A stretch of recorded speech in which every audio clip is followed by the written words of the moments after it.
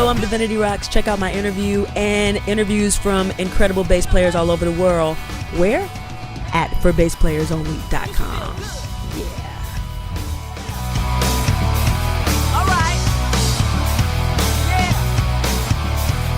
Hi everyone, I'm John Liebman. You're watching forbassplayersonly.com, and today I'm talking to you from the world headquarters of Warwick and Framus in Markneukirchen, Germany.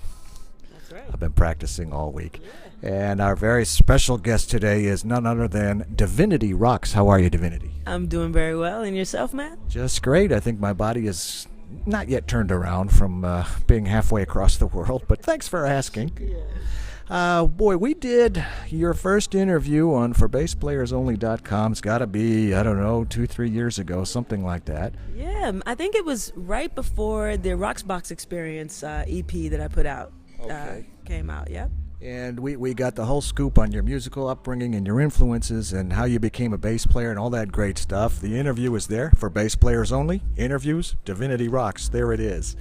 So you're a very busy musician, a bass player, and everything that you do. Why don't you bring us up to date on what's been going on since we last spoke? Oh, man. Wow. It was a couple years ago, huh? So I just came off the Beyonce tour, and I was getting ready to delve into my solo career full-time, which I've been doing. We released the Roxbox Experience EP and toured quite a bit on that record, and since then, I've been, I think I played Black Girls Rock on BET I played behind Patti LaBelle, which was awesome. I think that was like the highlight of that event for me, was being able to play with Patti LaBelle. She's one of my mom's favorite artists in the whole wide world. So that was awesome. I've been doing a couple of shows with a hip hop artist out of Atlanta by the name of B.O.B. A lot of people say, well, who is that guy? And I start singing beautiful girls all over the world and say, oh yeah, I know that guy, you know. So I've been playing a couple of shows with him. I just got back from Malaysia with him actually 2 weeks ago. And now we're in Markneukirchen. Yesterday I did a show in Los Angeles. You say that without any effort. I had to really concentrate today. Markneukirchen, and you say it just like Markneukirchen. Sorry to interrupt, but no, it's cool. Last night we played a show in LA. I do this thing called I Only Rock Hip Hop. It's my little fun project that I like to do. It's live hip hop karaoke. I get to play some of my favorite old school hip hop songs on bass and allow people from the audience to get up on stage and rock with me live. And that's a lot of fun. And I'm also in the studio. Actually, I'll be in the studio at the end of this month, starting to really hone in on this next project that I'm going to put out. You played in LA last night. You played in L.A. last night, and here we are in Germany today. What a pro. That's the way it goes, man. Tell me about your equipment. Oh, well, I just got a brand new 5-string Infinity bass. It's the Divinity Infinity. Oh my! Warwick, of course, for anybody who might not know. Definitely a Warwick Infinity bass. It is so awesome. I've had it for maybe about 3 months, so now I'm really starting to. It's starting to wrap around my body now. I love this bass. It's my number one bass now. And then I just got the LWA head that. Jonas Hellborg. I know Jonas Hellborg designed. We had to knock it to the front of your brain. That amp, though, I played it for the first time live last night. Oh my God, it was humping. I mean, I had everything set straight up and down. I didn't have to do anything. It sounded so great. The highs were high, the lows were low, the mids were just where they needed to be. It sounded incredible. I love this amp. This is my new favorite amp. Oh, well, great. What else is keeping you busy these days? Just recording, writing. I'm developing a couple of secret little projects that I have that I really won't talk too much about, but scoring for some of the projects that I have that should be making their way onto television pretty soon. And also just, honing in on the new sound and really coming to grips with who I am as an artist, as a person, as a woman in this world, and what that sounds like. Working with Kat Dyson. If you don't know Kat is an incredible guitar player who's toured with Prince and Cyndi Lauper and Sheila E. Also working with a really good friend of mine, Omar Guzmao, an incredible guitar player, and a new drummer, Stacy Lamont, who is phenomenal on drums. And I love this configuration because, as you know, I do like this whole rocked out hip hop. And really finding the blend between rock and hip hop and where my message and my music fits into that genre. I think this configuration of artists and musicians will really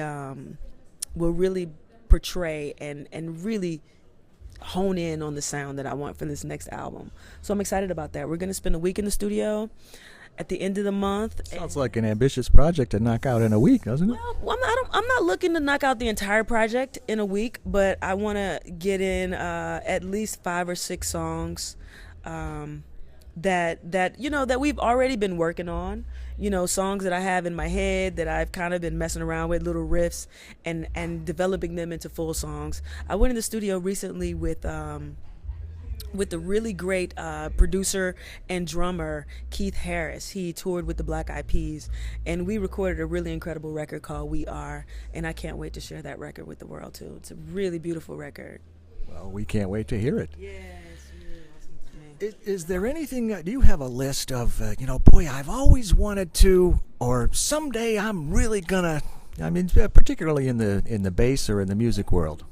Yeah, I think we all have those lists. Someday I'm going to write a book.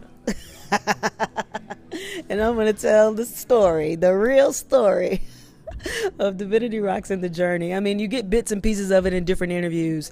And when I'm doing interviews, I start thinking about and remembering crazy stories and moments. And it's like, man, all these stories need to go into a book. So I think eventually I'm going to do that. And maybe have a CD attached to the book to kind of tell the story. One thing that I really would like to do is I really like to do a musical. That's been something that's kind of in the back of my mind. I've been thinking about for a couple of years now.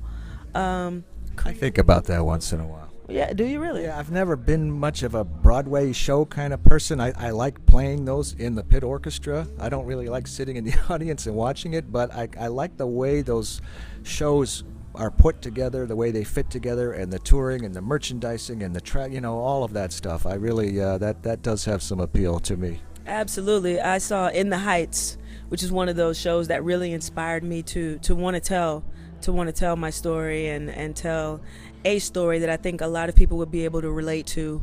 And then I recently saw the Tupac story on Broadway, and although it wasn't there very long, that was really inspirational too for me as a hip hop artist and a rock artist coming from where I come from in Atlanta, and the music and all the things that inspired me. I recently saw the James Brown movie, which really inspired me because I could relate to a lot of his background and his upbringing.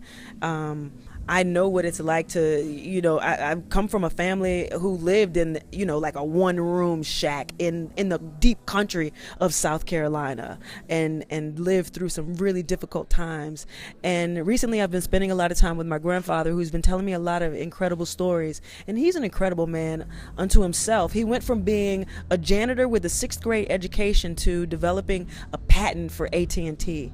So that type of history, coming from that type of history, really inspires me to continue to move forward and to move beyond whatever limitations the world may put on me or that I may put on myself, just thinking about, who I am and where I come from. So I just want to continue to expand, Can I call your grandfather next time I have a dropped call on on my iPhone? Last question, Divinity. I don't remember if I asked you this or not. I don't think so. But what would you be if you were not a bass player? It's got to be something outside of music. I probably would. I don't know, man. I always think about that. I used to want to be a novelist. Maybe I would be a teacher. Somebody said that they could see me teaching kids.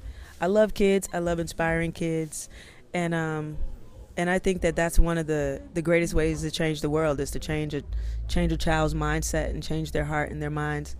And I think that maybe I would have gone into that. I can see that. Yeah. Well, great catching up with you. Let's not wait so long before we do it again. Yeah, please keep us posted on all of those projects that you mentioned, any and all. We look forward to lots more notes from you. And it's great. Let's do it again soon. From the Warwick headquarters in Germany. See, I didn't say Markneukirchen again. Markneukirchen. From the Warwick headquarters in Markneukirchen, Germany, with Divinity Roxx, I'm John Liebman. You're watching for BassPlayersOnly.com. D-I-V-I-N-I-T-Y. Call me Miss Roxx. D-I-V-I-N-I-T-Y. Somebody say, D-I.